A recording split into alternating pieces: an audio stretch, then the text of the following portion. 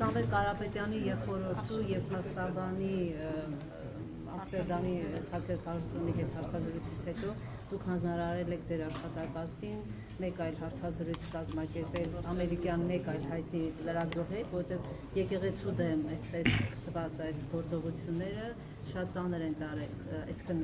Միացյալ Նահանգներում հայտնի է դարձել, քանի որ լրագրողը շատ հայտնի է եւ իդեպ ասում են Թրամփի որդու Հայաստան չգալը չեղարկվել է հենց այդ հարցազրույցից հետո, ինչ կարող եք ասել, այդպիսի հանձնարարական կա, որպեսզի դուք ամերիկյան հայտնի լրագրողներից մեկի հետ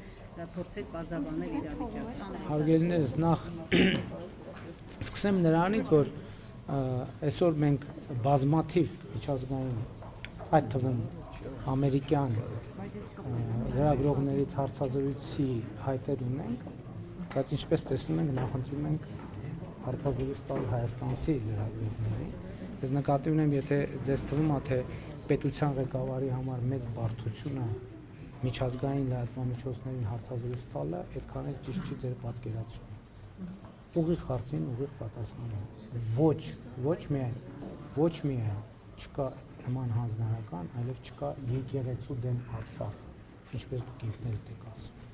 որովհետև ինչպես ես ասել եմ, Հայաստանի այդ ծառայական Սուրբ եկեղեցի իմ սրբությունն է, իմ եկեղեցին է,